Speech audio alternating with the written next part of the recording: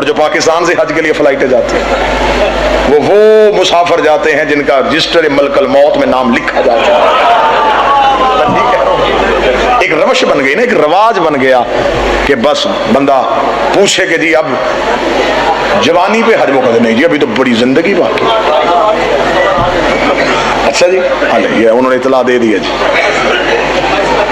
लिहाजा हज पे जितने हुजाज कराम वापस आएंगे सर पे कुरान रख के पूछना, इज्तिमा ज्यादा नहीं, 1 करोड़ से कम ही है ना जी, 40 लाख 50 सर पे कुरान रख के हाजियों से पूछना। गिलाफे काबा चूमा 1 बार, हजर असद को बोसा लिया, जनाब इब्राहिम के कदमों के निशान, रश बड़ा था, दूर दूर से सारी ज़ियारत जी, बड़ा ही रश था, छू ही नहीं सके, करीब ही नहीं जा सके। 6 करोड़ बंदा करबला से वापस आए, टांगों से मजूर बंदे के सर पे कुरान रख के पूछ, हुसैन की जरी को छुआ? वो कहता जैसे मैंने छुआ।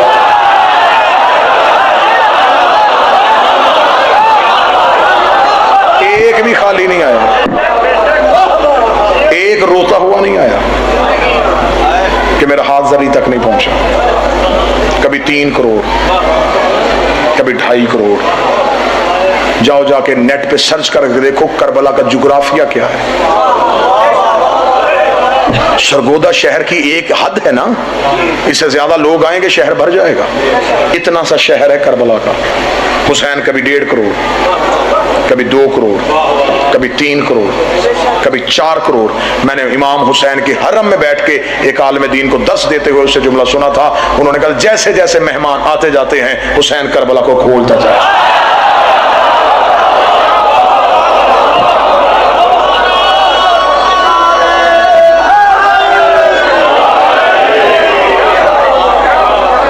करोड़ों बंदा जब हुसैन की जरी के सामने खड़ा होता है फिर पता चलता है कि मैदान माशर का मंजर क्या होगा। हाय हाय हाय, कैसे लगेगी अदल की मसनत, कैसे लिया जाएगा अमलों का हिसाब। 2 बादशाहों के दरमियान जब जाहिर रहता है। और ये जो आपको मिंबर से रवायत सुनाई जाती है कि 70,000 मकबूला हज का सवाब है, ये 70,000 भी मुअय्यन नहीं। कोई बंदा ना समझे कि तोला है इमाम ने 70,000 हज को। इमाम फरमा रहे थे, इमाम ने फरमाया जिसने मेरे जादू हुसैन की जियारत की अल्लाह 1 मकबूल हज का सवाब देगा। बंदा बोला, उसने कहा कहाँ करबला की जियारत, कहाँ 1 हज? इमाम ने 7 हज। उसका 7 हज और 1 करबला की जियारत। इमाम ने 70 हज। उसका 70 हज और 1 करबला की जियारत। इमाम ने 7,000 हज। उसका 7,000 हज और 1 बार करबला की जियारत। इमाम ने 70,000। अभी बंदा उठने लगा, इमाम ने चुप हो जा, कहीं दुनिया हज में जाना छोड़ ही ना।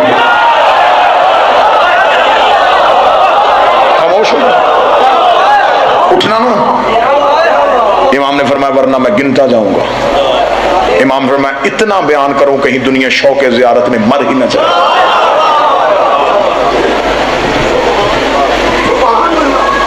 जिस आज दिन है वो भी मोहम्मद है, ये भी अपने दौर का मोहम्मद है।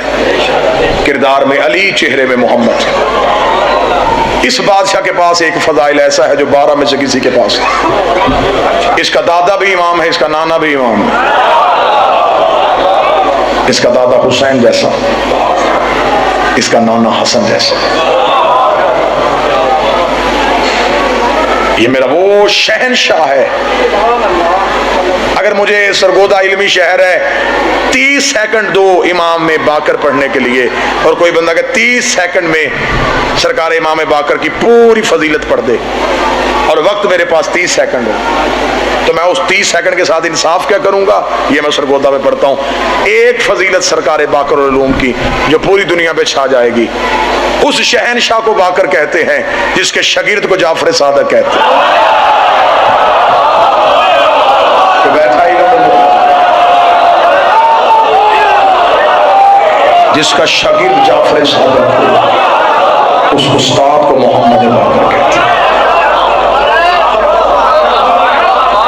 कायनात के हर फिरके का इमाम तुम्हें इमाम सादक के कदमों में मिलेगा,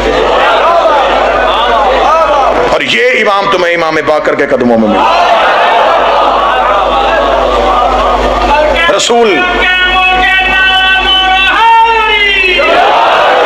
रसूल इल्म का शहर, अली दरवाजा। शहर भी बंद, दरवाजा भी बंद। जिसने इल्म के सीने को फाड़ा उसे सरकार बाकर कहते। बाकर कहते हैं फाड़ देने वाला, जो इल्म के सीने को फाड़े,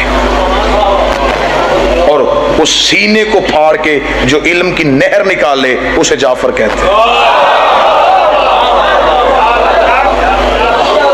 जमाना अभी तक नहर से इल्म ले रहा है।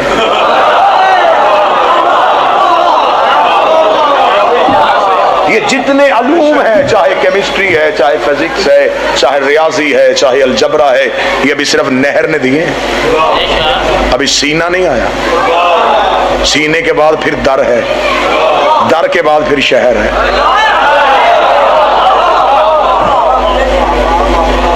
जो अली की विलायत का इनकार करता है वो 12वें का ज़हूर ना मांगा करे।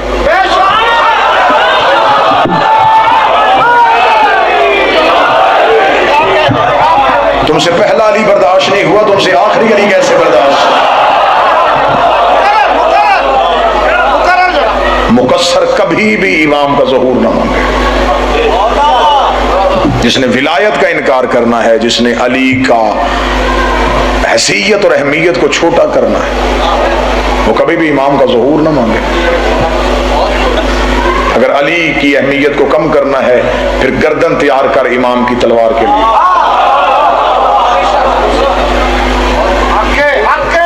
ज़हूर करीब आ रहा है, इम्तिहान सख्त हो रहे हैं। अलामात ज़हूर में से एक अलामत है, ऐसे लोग हमारे अकीदे से हटेंगे जैसे खज़ां में दरख्त खाली होते हैं। जैसे खज़ां में पत्ते झड़ते हैं, ऐसे लोग हमारी विलायत को छोड़ छोड़ के भागेंगे। कहीं दुनिया, कहीं धमकी, कहीं लालच, कहीं खौफ, कहीं मौत, कहीं डर, कहीं बुग़्ज़। मेरी खताबत की इब्तदाइया है इस मादरे इल्मी से। आपसे दुआ ली, फिर पूरी दुनिया में पढ़ा। ये हाथ बांध के कह रहा हूं, जिंदगी में कभी अली की विलायत को ना छोड़ो। जाती काम के लिए मैं हाथ जोड़ू, मेरे लिए मौत। अली के लिए जोड़ू, मेरे लिए इज्जत। जिंदगी में अली वलीउल्लाह ना छोड़ो, विलायत अली पे समझौता ना करो।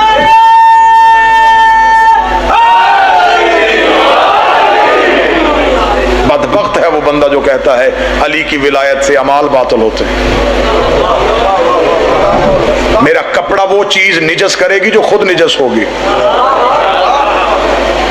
पाक चीज तो मेरे लिबास को निजस नहीं कर सकती, निजस ही पाक को निजस करेगी।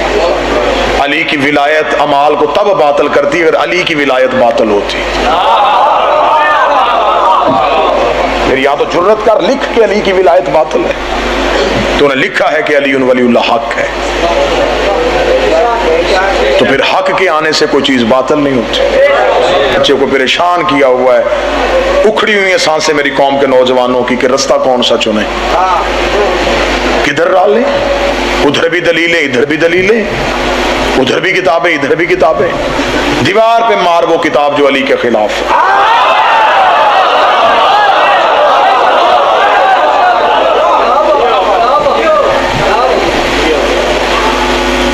मैं एक छोटी सी दलील दे देता, वाजिब है कि मुस्तहब है, इसी में बहसें हुई जा रही है। जी सरगोदा है तो फिर अगर माहौल बने तो मैं इस सवाल का हमेशा के लिए गला ना दबाऊं। बिल्कुल गाली दिए बगैर इतना मजमा मिलके फैसला कर ले। मेरा काम है दलील देना, मैं दलील देता हूं, फैसला आपने अपने जमीर में खुद करना। वाजिब है अली वलीउल्लाह के मुस्तहब है, इस पे बहस इस पे है ना जी। आओ पहले पूछो वाजिब की तारीफ क्या है। वाजिब उस अमल को कहते हैं जिसके छोड़ने से अजाब हो। मुस्तहब उस अमल को कहते हैं जो छोड़ा भी जाए अजाब ना है, बजा लाया जाए तो नेकियों में इजाफा। बच्चे खामोश हुए, नहीं समझा देता हूं। फजर की नमाज की वाजिब रकअतें 2 हैं, ये 2 छोड़ोगे तो अज़ाब है। नवाफल जितने पढ़ोगे ये मुस्तहब है, नवाफल छोड़ भी दिए तो अज़ाब नहीं, मुस्तहब थे, पढ़ लिए तो अजर है। मुस्तहब उसे कहते हैं जिसके पढ़ने में अजर हो, छोड़ने में अजाब कोई ना हो। अली वलीउल्लाह मुस्तहब था तो गदीर में हारिस पे अजाब क्यों आया?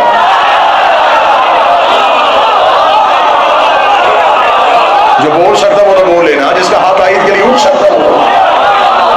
बादशाह हुसैन सलाम, दौर खतरनाक आ जाए, दौर आसान आ जाए, अली वलीउल्लाह। अगर अली मुस्तहब होता तो गदीर में अजाब। हारिस ने ला इलाहा का इनकार नहीं किया था, मोहम्मद रसूल अल्लाह का इनकार नहीं किया था, उसने अली वलीउल्लाह का। खुदा ने फौरन अजाब भेज के बता दिया कि मैं अली वलीउल्लाह के मामले में इतना सख्त हूं कि मैं क़यामत का भी इंतजार नहीं करता।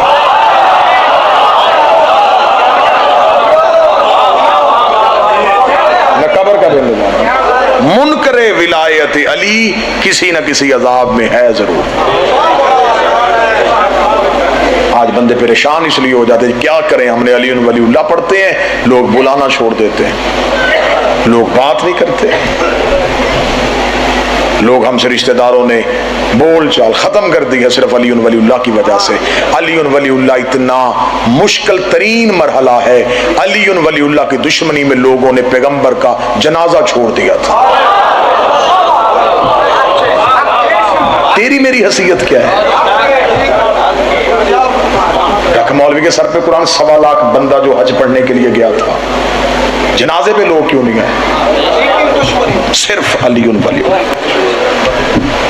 गदीर ने नबी को तन्हा कर दिया था, गदीर ने खुद अली को तन्हा कर दिया, गदीर ने हर दौर की हुज्जत को तन्हा कर दिया। अली आज भी तन्हाइयों का नाम है।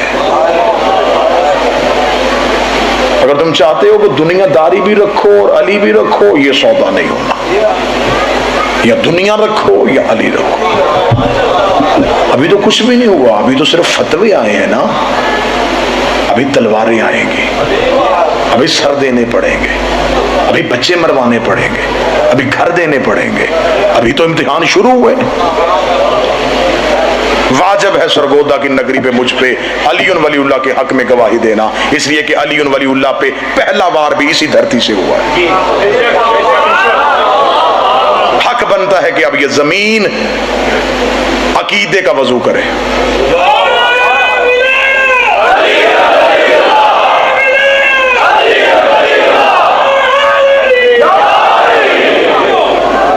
कोई फायदा नहीं उस बंदे को ला इलाहा इल्लल्लाह पढ़ने का जिसने इनकार विलायत अली किया।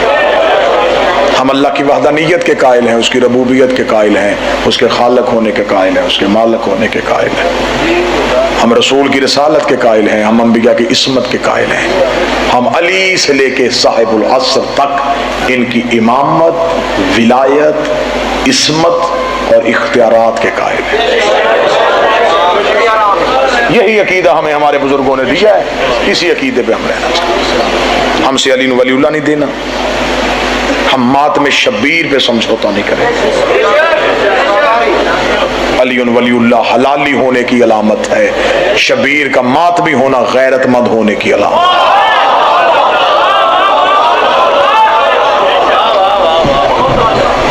साहिब गैरत हो तो फिर हुसैन की अज़ादारी में। जिस बादशाह को आज रोने के लिए आए हो, इससे बड़ा भी कोई अज़ादार था?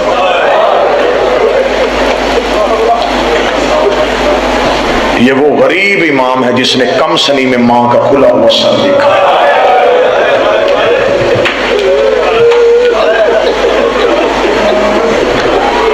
हो गई हाजिरी, आपके चेहरों की ज़ियारत हो गई, जिक्र की तिलावत हो गई।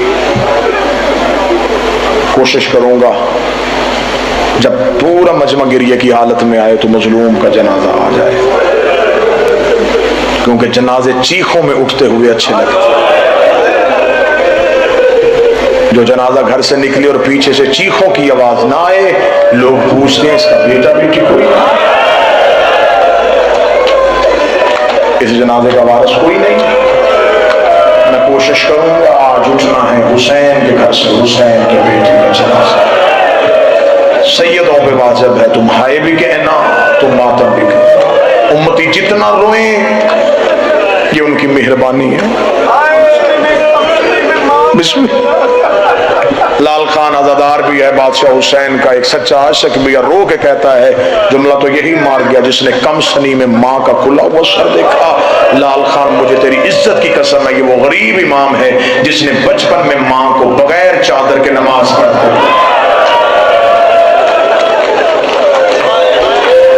लोगों के सामने खड़ा होकर गाजी की लाश पे जाके कहता था मुझे इजाजत दे देता, यो अली की बेटियां तन्हा न। ये मेरा वो मजलूम शहंशाह है जिसने बाबे के साथ एक जंजीर में वक्त गुजारा।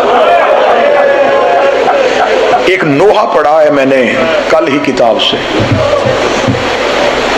किसी शायर का लिखा नहीं, खुद इमाम का पढ़ा।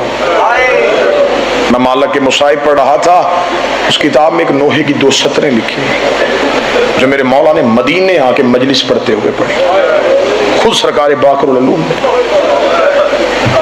2 सतरें पढ़ी तो मेरा पुरसा हो गया। मैं कोशिश करूंगा मैं 2 सतरें बिल्कुल अमानतन सरगोदा में पहुंचाऊं, हो सके तो मातम कर लेना। इमाम मदीने में अपने जद की मजलिस पढ़ रहे थे, मजलिस पढ़ते हुए अपने बाबा सज्जाद के मुसाहिब पढ़े। सामने से एक शख्स ने ख्वाहिश की मौला रोज हमें अकबर सुनाते हैं, हुसैन सुनाते हैं, गाजी सुनाते हैं, मौला कभी अपनी मुसीबत भी सुनाया। उस दिन उस मोम ने सवाल कर दिया, इमाम ने अपनी गुर्बत की पहली सतर पढ़ी। इमाम ने फरमाया मैं वो गरीब करबला का कैदी था जिसके हाथ उसकी जुल्फों के साथ बांधे गए। कोई है बंदा जो पड़ताली वलीउल्लाह करेगा? इमाम ने फरमाया मेरी कलाइयां मेरी जुल्फों के साथ।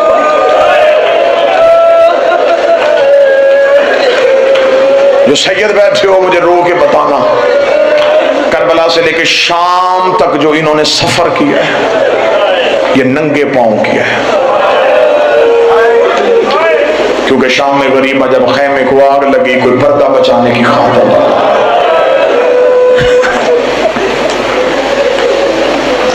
नंगे पांव सफर किया। इमाम बाकर के नोहे की अगली सतर है, इमाम फरमाते शाम के बाजार में जब मैं चलता था मेरे पांव पे कांटे चुभते। मैं बड़ी एहतराम से रुक रुक के पढ़ने लगा हूँ, रोना तो उसी बंदे ने जो नियत करके आया है। इमाम फरमाते का मेरे पांव में कांटे चुभते। इमाम रो के करे कमीने के हाथ में ताजियाना होता, जो ही मेरे कदम रुक गई ताजियाना मारता। मैं कभी बाबे के पहलू में छुपता, कभी माँ के पहलू में छुपता। आखिर मेरे बाबा सजाद की आवाज़ बाकर ये जब भी ताजियाना लेके आए मेरे पहलू में छुपा कर मेरी फूफी के पहलू में न जाया कर, क्योंकि जब तू फूफी के पहलू में जाता है ये ताजियाना लेके अली की बेटी के करीब जाता है, अब्बास का सर नेज़े से कांपता है, आवाज आती सजाद बाकर से कह दे ज़ैनब का दामन छोड़।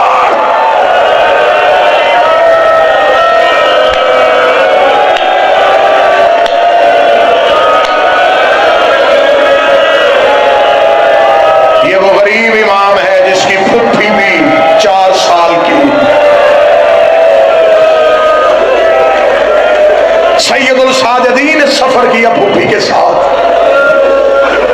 लेकिन फुफ्फी का हौसला सलामत था। बाकर उलूम ने अपनी जिस फुफ्फी के साथ सफर किया वो भी 4 साल की।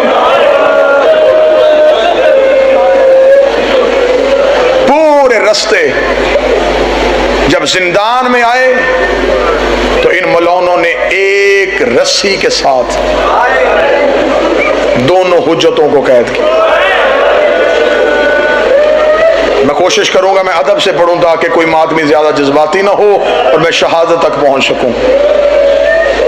बुलाया चौथे को जाता, 5वां भी साथ उठता। मजबूरी कुछ सैयदों की इतनी हो गई थी, चौथे की कमर सीधी होती, 5वें के तलवे जमीन से रो के कहता बाबा कमर झुका, मेरे गले की रस्सी तंग हो गई। जितनी देर जिंदान में रहे सज्जाद रकू की हालत में।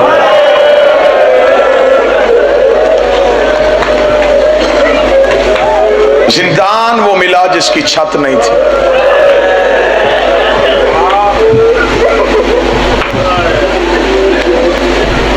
मैंने अपनी आंखों से पढ़ा है कि शाम में इन मौलानों ने आले रसूल को, खानवादा तौहीद को इन्होंने उस जिंदान में रखा। बाजार से गुजरते हुए लोगों की नजर जिंदान में जाती थी। ये कमीने चाहते थे कि जितना ज्यादा हो लोग कैदियों को देखें। अब मुझे सर पे कुरान रख के बताओ, बाजार का रश हो, जिंदान की छत भी ना हो, अली की पर्दादार बेटियां कभी किसी दीवार के सहारे, कभी किसी दीवार के सहारे छूटती, दिन का पूरा वक्त सज्जाद कभी किसी माँ का पर्दा बनाता, कभी किसी माँ के आगे रकू की हालत में छूटता, ताकि बाजार से गुजरने वालों की नजर अली की बेटियों पे ना पड़े। अब रो लिया, अब मातम करोगे। जनाब सज्जाद की ड्यूटी जो ये थी कि सज्जाद अहले बैत का पर्दा बनाते थे, कभी किसी बीवी के आगे, कभी किसी बीवी के आगे, कभी किसी बीवी के आगे। सरगोदा में एक बंदा उठे अज़ादार मुझसे सवाल करे, चौथे की ड्यूटी ये थी, तो पांचवें की जिम्मेदारी क्या थी? जिस बादशाह को रोने के लिए इसकी जिम्मेदारी क्या थी? ये जिंदान के दरवाजे पे सुलाखों पे हाथ रख के बैठ जाता। जब भी कोई मुसाफिर गुजरता, जब भी कोई बाजार से गुजरता, उसे रोकता, नजरें झुका, अंदर अली की बेटियां बैठी है, वही नजरें बंद कर ले, अंदर मोहम्मद की बेटियां बैठी है, वही आंखें ना उठाना, वही इसकी माँ का जनाजा आधी रात।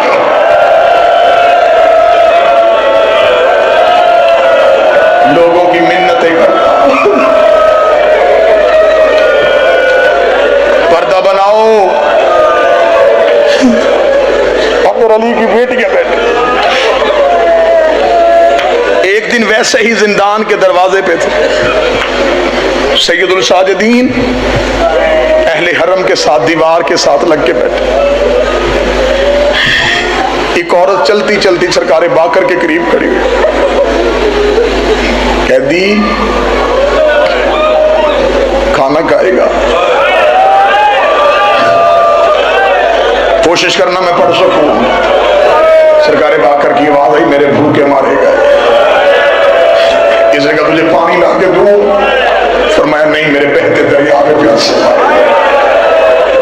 लोग कहती, कैदी मैं रोज गुजरती हूँ, मैं रोज तुझे देखती हूँ, तूने कभी मुझसे कुछ सवाल नहीं किया, तूने कभी मुझसे कुछ मांगा ही नहीं, तू चुप करके बैठा रहता है, तू या अल्लाह की तस्बीह कर रहा होता है या लोगों को पर्दे का कह रहा होता है। कैदी तेरा वारिस कौन है? फरमाया वो जो खून रो रहा है वो मेरा बाबा है। लोग कहते हैं एक बार अपने बाबे को बोला, मैंने तेरे बाबे से कोई बात करनी है, अल्लाह जाने सरगोद आने का बंदा बर्दाश्त करेगा। सैयदुल साजिद जख्मी कदमों के साथ चलते चलते जिंदान के दरवाजे पे आए। उस मसरूर ने हाथ जोड़ के कहा, कैदी कैदियों को तकलीफ तो नहीं देते, लेकिन तेरी मिन्नत करने के लिए आई हो, अगर मैं तुझसे कोई बात पूछूं मुझे बताएगा? सजाद रो कहते, पूछ, क्या पूछना चाहती है? रो के कहती, ये बेटा बेचेगा, ये बेटा बेचेगा। इतना नाम आना था सजाद का जिस्म कांपा, बाकर के दोनों हाथ बाबे के कदमों पे आए। रो के लगा, बाबा बेच दे, बाबा बेच दे। सजाद रो कर इतना कैसे घबरा गया? रो के नहीं बाबा कैसे नहीं घबराया, मुझे बेच दे, जो रकम मिले उससे दादियों की चादरें खरीद, इनके सरों पे चादरें डाल, अब्बास से जाके कह मैं बाकर बेच के अली की बेटियों के। बर्दाश्त करो तो पढ़ू।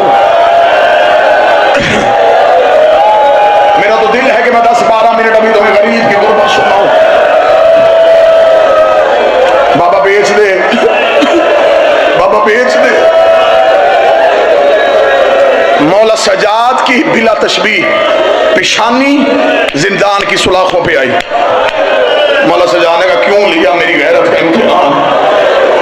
वो औरत तड़प गई, कैदी माफ कर दे, कैदी माफ कर दे, कैदी मुझे बददुआ न करना, कैदी मेरी नीयत गलत नहीं थी। सजाद रो कहते, क्यों लेना चाहती थी? कैदी तड़प के कहती, मुझे हुसैन की कसम है, मैंने कैदी घर नहीं लेके जाना था, मैं इसे घर लेके जाती, इसके कपड़े तब्दील करवाती, मैं बेहतरीन सवारी पे इसे बैठाती। सजाद रो कहते, फिर क्या करती? रो कहती, सीधे मदीने चली जाती। वहां मेरे मौला सजाद को अल्लाह ने बाकर दिया है।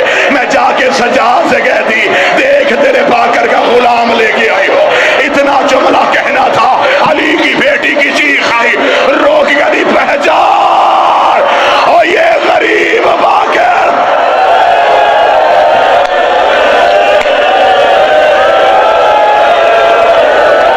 जिसके गुलाम ढूंढ रही है, ये वही मजलूम पलट के आ गए मदीने।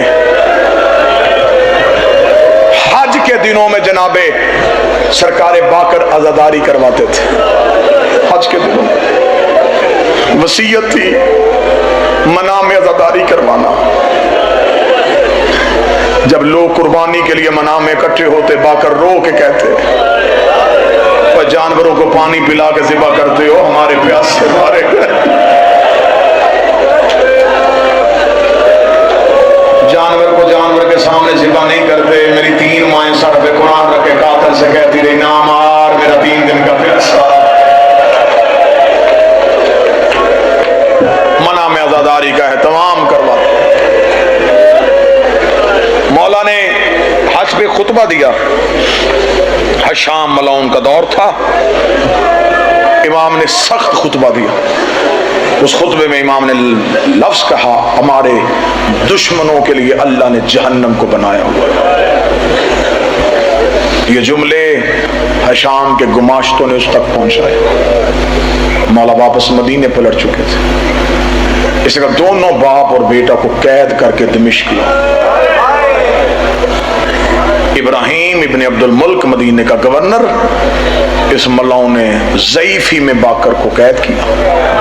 साद 55 के जाफर सादिक मदीने से कैद करके चले। जब करबला के करीब से काफिला गुजरा,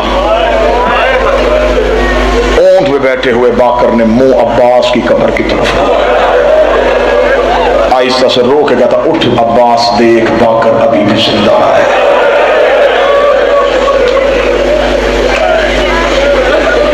शाम के सदर दरवाजे पे पहुंचे। या मलाउन हशाम को मिलने के लिए गैर मुल्की वफद आया हुआ था। उन्होंने कहा थोड़ी देर रुको, अभी कैदी दरबार में नहीं जा सकते, अभी गैर मुल्की वफद बैठा। किताबें कहती सिर्फ 3 घंटे का तवक्कुफ था। 3 घंटे सिर्फ जनाबे बाकर रोते रहे। 3 घंटे के बाद जब उन्होंने कहा कि मेहमान चले गए, कैदियों उठो, जनाबे बाकर की चीख निकली। जनाबे जाफर सादिक ने छोटे छोटे हाथ जोड़ के कहा, बाबा ना रो, मैं तेरे साथ हूँ। रो के तुम इस बात में नहीं रोया। और जाफर सादिक सिर्फ 3 घंटे में रुकना रहा। इसी दरवाजे पे मेरी माँ ने 15 अज़ानें सुनी। हर बार रो के कहती, सजाद इनसे पूछ दरबार में पेशी को कितनी देर? 15। शाम कैद रहे दोनों बाप और बेटा। वापस मदीने पहुंचे, बस खत्म करो। इस मलाउन ने दर्दनाक तरीके से जहर दी। मैं सिर्फ जहर पढ़ूं ना सरकार, हर बंदे का पुरसा हो। किसी इमाम को अंगूरों में, किसी को दूध में। ये वो गरीब है बाकर जिसे शाम के जिंदान खा गए थे। जंजीरों ने जिसका जिस्म खत्म कर दिया था। बाबे की अज़ादारी पे रो रो के जिसकी आंखों की बिनाई चली गई थी। इन मलाउनों ने बाकर को जहर कैसे दी? इन्होंने जीन पे जहर रखी। जनाबे बाकर को जबरदस्ती उस घोड़े पे सवार करवाया। मेरा इमाम सादिक रो के कहता, मेरे बाबे के जिस्म में जहर ऐसे गई, बाबे के हाथ से खून आना शुरू हो गया, बाबे के पांव के तलवे फट गए, बाबे की आंखों से खून शुरू हो गया। रोते हुए बाकर को लेके इमाम कर रहा है। इमाम ने बिस्तर बनाया। जनाबे जाफर सादिक ने रोते रोते अपना सर बाबे के सीने पे रखा। जनाबे बाकर की आवाज है, जाफर क्यों रो रहा है? रोके कहने का, बाबा जहर की शिद्दत ज्यादा है, मैं कोशिश कर रहा हूँ। औलाद होती है बाप के लिए ठंडक है, मैं कोशिश कर रहा हूँ मैं अपना सर तेरे सीने में रखूं ताकि मेरे सर की वजह से तुझे सुकून आए। इतना जुमला कहना था। जनाबे बाकर तड़प के उठे। जनाबे सादिक हकीमा दे बाबा जहर की शिद्दत ज्यादा हो गई, रो के आवाज आई तूने बेटे हो के मेरे सीने पे सर रखा। और मुझे याद आ गई मेरी फूफी सकीना जिसने 10 मुहर्रम को मेरे दादे हुसैन के सीने पे सर रखा। उठाने वाला कातिल था, इतना जुमला कहना था इमाम की आंखों